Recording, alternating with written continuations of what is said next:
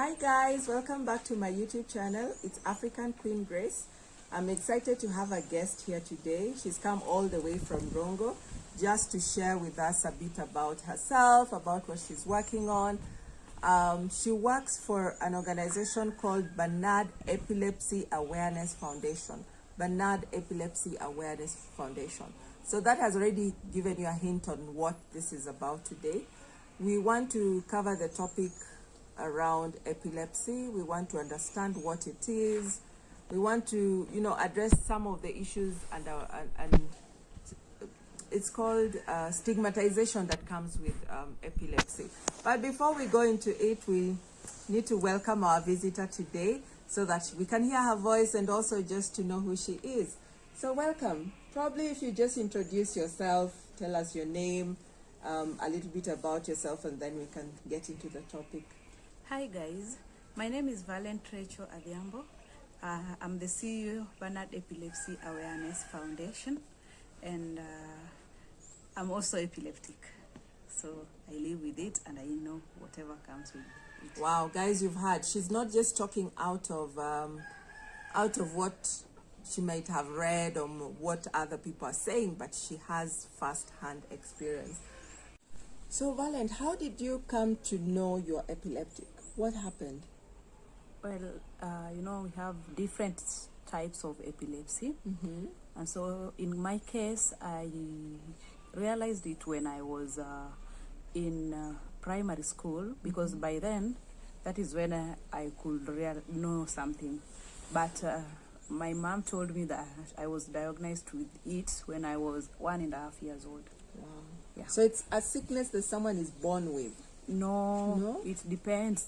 That is why I said we have so many different types of epilepsy. Mm-hmm. Like for example, in my case, Mm-hmm.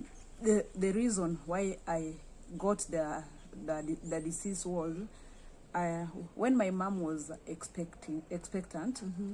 she was vomiting a lot, and so when throughout her pregnancy. Mm-hmm. And so when it came to the time when she was in labor, I was already weak and she was already weak too. At the same time, my mom took a long time while she was in labor, prolonged labor, what we call prolonged labor. Yeah. So that one also can be a cause of epilepsy. Oh. Because now when it was my time to come out, my mom didn't have that strength to push. Yeah. Then another thing, when I was already born after the prolonged labor, normally the doctors always say that it is okay that a child, when a child is born, he or she cries the first, I don't know how many seconds it is. But for me, I didn't cry. Wow. I took long. So the moment that one happens, a person can get epilepsy through that. Yeah, so that's what happened in my case. Maybe could you define for us then what is epilepsy? Because you've talked about the different types of epilepsy. So maybe just let our viewers know what is epilepsy before you go into the different types. Thank you. Epilepsy is a brain condition, and it is caused by so many things. So it's just generally it's just a brain condition, where the brain gets stressed up and strained. So anytime when the brain strains, the brain that person gets the epileptic attack. Okay. Yeah. So it's just a brain condition. What are the types? What are the types of epilepsy? I can determine that with the different causes of epilepsy, because I've explained whatever caused my epilepsy. What another person might be, maybe that person got an accident and he got injured in the brain. Let me ask you, like there's so many myths around epilepsy, and most people think that someone is born with epilepsy. So you're telling me someone can actually get epilepsy? Yeah. Even when you're an adult, like yes. in a day-to-day occurrence, you can get it? Yes, you can. Like my director got epilepsy, is now 50-something years, but he got epilepsy 12 years ago. Meaning that he got it when he was an adult. So epilepsy, you can get epilepsy at any time in your life. That's good to know. So what are the symptoms? What are the signs of change? Because you've talked about the types, the different types of epilepsy. So what should someone look out for to know, or maybe to start, addressing those issues before, we Kenyans, we like self-medication. So you can be self-medicating for such a long time, but maybe you need to go to hospital. What are some of the things they need to look out for? The first sign is when it's a baby. If it's a baby, you see that baby, you see a lot, some forms from the mouth, and then you see that person conversing. That is the first sign. But is if that a it's common an adult, sign? yeah, it is very common. But if it's an adult, maybe he can fall down and start conversing. Those are the first signs. But some people think when you're conversing, you're having a heart attack. So Now, how do you differentiate the two? That is the best time to take that person to the hospital, so that the doctor can do that. The tests, we have an EEG, so that the doctor can confirm whether it's epilepsy or a heart attack. Now, what are the first aids?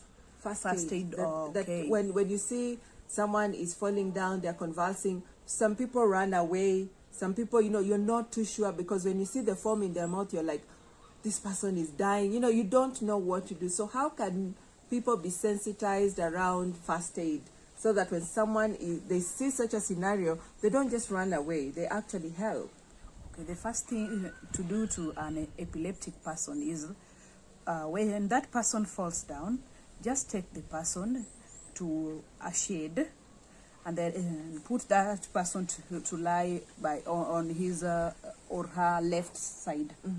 Then just give him time, because it's the convulsions always happen for a very short period of time. Okay. Like for 5 minutes is so long. It's so long.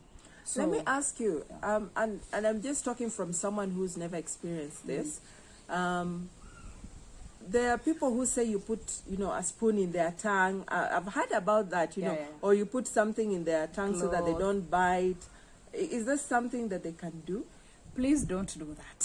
Oh. That one is not recommended. Because the moment you are doing, epilepsy, as we said earlier, epilepsy is a brain condition. And so when one gets an attack, that one means that person is, the brain needs a lot of oxygen circulation. And so the moment you put some clothes, some people even put clothes on the tongue, so that they can not bite the tongue. But it's not recommended. The moment you do that, you will be blocking the oxygen, the airways circulation, the free oxygen circulation, and so you'll be that person can even die. So just leave that person the way I've said. Even if he or she bites the tongue, that one is just for a short period of time. You just maybe gargle some salty water 1 or 2 days, and it will be gone. So once they recover, what are some of the things that can be given? Maybe warm water? Should they be given glucose? Is there something that is recommended, or you just let them be? No. Just give them something to do, bring back the energy. And then another thing you can do to those people is a massage, because when somebody is having an epileptic attack, he or she uses a lot of strength, because they will be conversing. And at that time, when they wake up, the joints are always very painful. So you need just to be good enough to give them some massage. Okay. Wow, that's a lot of information. So let's talk about your company, Banard Epilepsy Awareness Foundation. How did this foundation come about?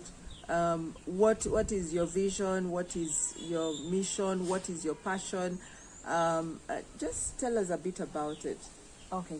Banard Epilepsy Awareness Foundation was just started this year in late April, I can say so. We have the government institution that is dealing with people living with epilepsy. We call it KAWE. This KAWE, they have a Facebook page. And so we met I was commenting on something on that Facebook account, Facebook page, and that is where my director started speaking to me. We had a chat, and then we just decided to start something to create awareness. Majorly, that is what we do. We are creating awareness to the society. Why Rongo? We chose Rongo because I live in Rongo at the moment. My director is in Nairobi. And so when we started this foundation, I started telling people about it and teaching people around me about epilepsy. So when we met the other time, we just decided to start with Rongo. Officially. Because, yeah. So how many people have you, because since it's just something that is still young, it's still growing, how many people have you reached so far? How many people do you hope to reach in future? You've talked about awareness. What kind of awareness are you doing? Are you doing it by yourself? Do you have other volunteers? Is that something you're looking into? At the moment, we only have 6 people, and to me, that is a very good number because,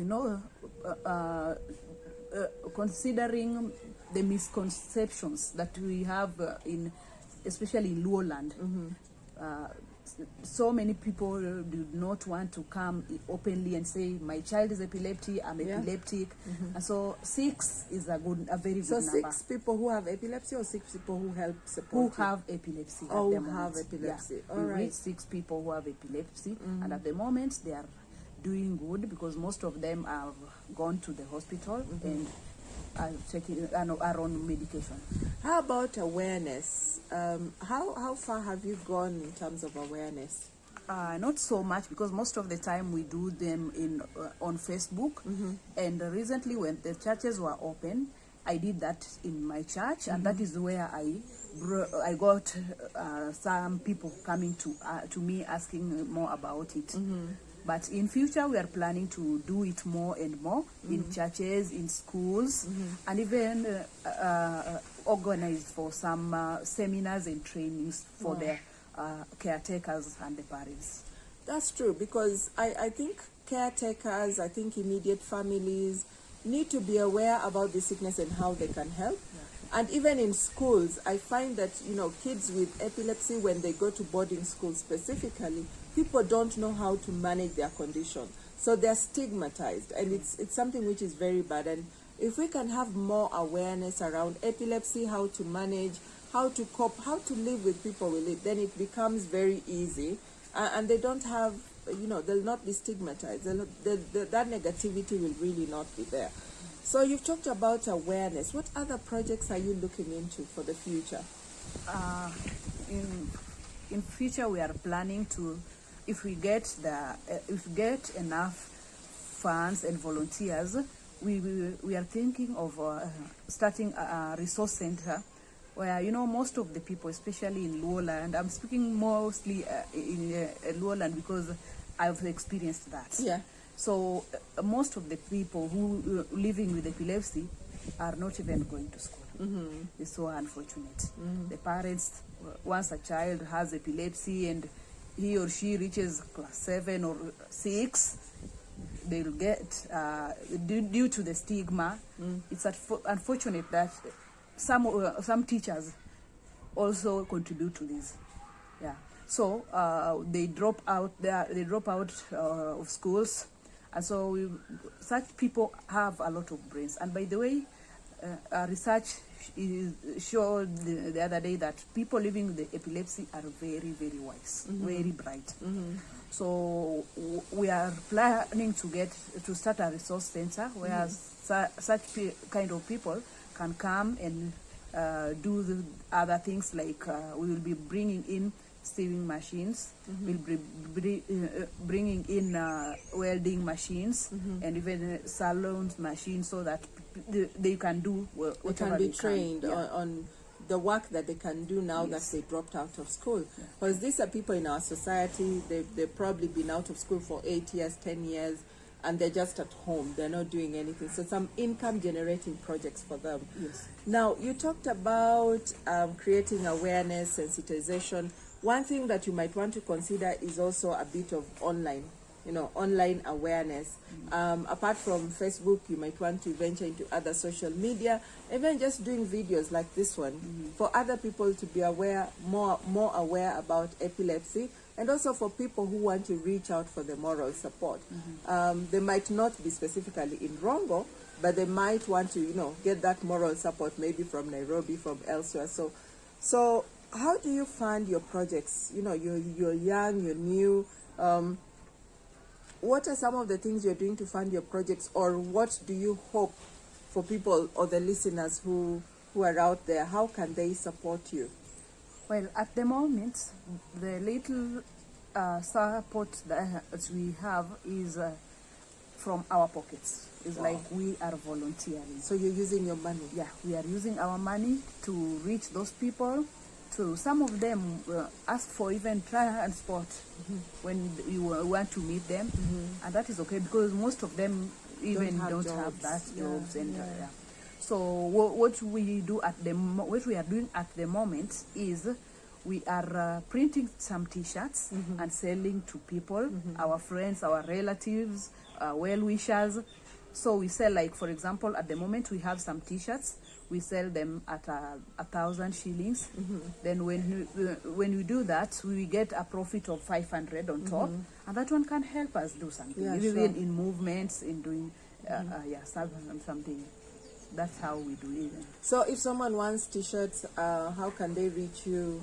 If someone wants to contribute, what are some of the avenues apart from T-shirts? How else can they support? Maybe someone can want to donate, maybe a machine. How can people get hold of you? At the moment, we have in our Facebook, if you go to our Facebook page, the Banard Epilepsy Awareness Foundation, it's on Facebook, you'll find an Mchanga link where you can contribute using your M-Pesa as little as 10 shillings. Wow. So you can do that. And then you can also reach us using our phone numbers so that we communicate more and more and more. Okay. Yeah. So your Facebook page is Banard Epilepsy Awareness Foundation? Yes. They can also get you on your personal Facebook page in terms of Vallent Rachel, Yes. is it? Yes. Yeah, so we are going to put this information at the bottom, so those people who want to follow up, you can get more information in terms of their contacts at the description, and you can reach out to her if you want more information. Maybe you have a patient, maybe you have a friend, and you just don't know much about epilepsy. She can be able to share with you, maybe support you, give you tips on how to manage the condition. But for those people who are specifically based in Rongo, she can also just directly, you can reach out to her, you can meet directly with her and also get the support and awareness. So it's a young foundation. As you can see, she's still a young lady. She's doing the best, and I'm glad that she's young and she's doing something. Remember, my motto has always been, do something. Timgi moro. Don't just sit back. If you see in a scenario or you're in a situation that you want addressed, it starts with you. So, Vallent Rachel, thank you for coming to in my YouTube video today, in my YouTube channel today. It's exciting that we are starting to come out. You talked about this stigmatization in the Luo land. I'm sure it's not only Luo land, but you have to start from where you are.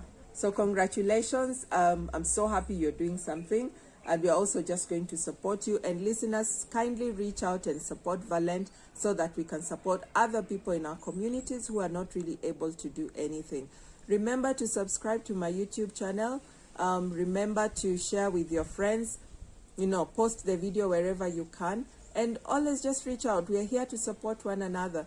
Thank you, and I hope you have learned something about epilepsy today. See you in the next video. Bye.